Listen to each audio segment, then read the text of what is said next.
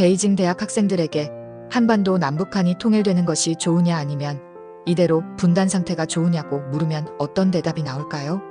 베이징 대학 국제관계대학에서 석사과정 학생을 대상으로 개설한 중국의 주변 환경이란 수업에 들어간 적이 있는데 교수가 중국이 한반도 통일을 원치 않는다는 서방학자들의 주장이 많은데 학생들은 어떻게 생각하느냐 물었습니다. 찬반 의견이 발표됐는데 오직 한 학생만이 한반도 통일을 찬성했을 뿐 압도적으로 한반도 통일을 반대했습니다. 한반도 통일이 중국 주변 환경을 악화시키고 국가 이익을 훼손할 가능성이 많다는 의견이었습니다. 학생들은 조선족들의 동요로 인한 중국 내부 안정에 대한 악영향서부터 영토 분쟁, 랴오닝, 지린, 해룽장성 등 동북 삼성에 대한 한국의 영향력 강화 등을 지적했습니다. 강한 통일 한국을 생각하면 마음이 편치 않다는 것이 주된 이유겠지만 논리적으로 내세우는 가장 큰 이유는 한반도 전체가 미국 세력 아래 들어가게 된다는 것입니다. 이는 중국의 안전을 직접적으로 위협한다는 것입니다. 압록강 건너에서 미사일을 겨눈 채 포진해 있는 미군, 생각만 해도 악몽일 것은 틀림없습니다. 학생들의 주장을 경청하던 40대 중반의 젊은 교수는 몇 년 전부터 수업 때마다 이 문제를 제기하는데 대부분이 한반도 통일을 반대하더군 이라고 덧붙였습니다. 전지현과 김희선 등 한국 여배우들을 우상화하고 한국의 경제적 성취를 찬양하며 최고 정치 지도자들을 국민 손으로 갈아치우고 심판하는 한국과 한국인을 선망의 눈으로 바라보는 중국의 젊은이들도 한반도 문제가 나오면 어김없이 그들의 윈 세대처럼 냉혹하게 계산하고 국가 이익을 들먹입니다. 한반도에 대한 중국인들의 태도는 한마디로 민감하고 예민합니다. 북한과의 관계를 강조할 때 지금도 순망치 아니라는 말이 따라붙는 것은 우호관계를 강조하는 수식어라고 할 수 있지만 뗄래야 뗄 수 없는 한반도에서의 이해관계를 보여주는 것이기도 합니다.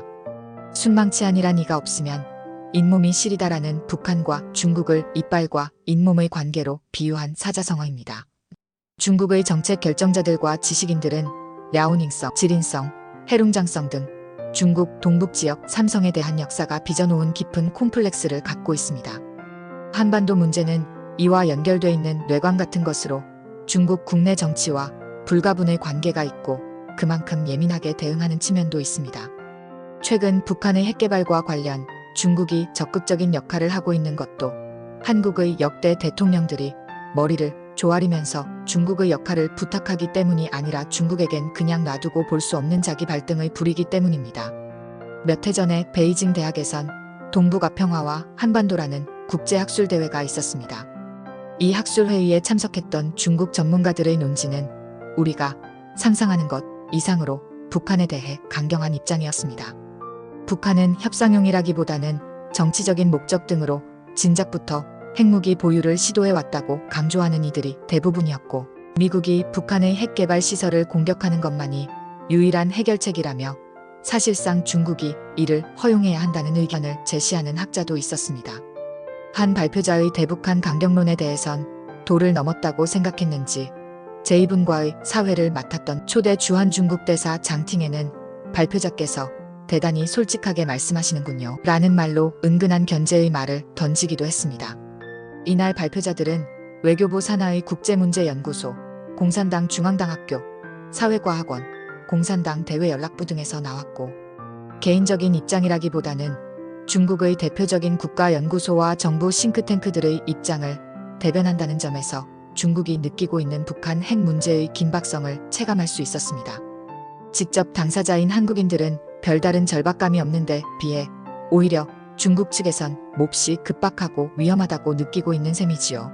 한반도 통일에 대한 중국 젊은 세대의 거부감이나 북한 핵에 대한 전문가들의 강경 반응은 언뜻 상반된 태도로 보일 수도 있지만 한반도를 자신들의 국익에 맞게 통제해 나가려는 중국인들의 일반적인 입장을 보여주는 것입니다.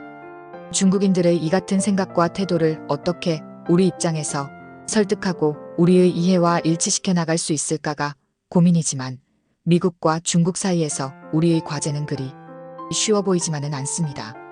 이외에도 중국의 지식인들을 상대로 한 조사에서 한반도의 남한 위주의 통일은 전쟁을 해서라도 막아야 한다는 의견이 70%를 넘었다고 합니다.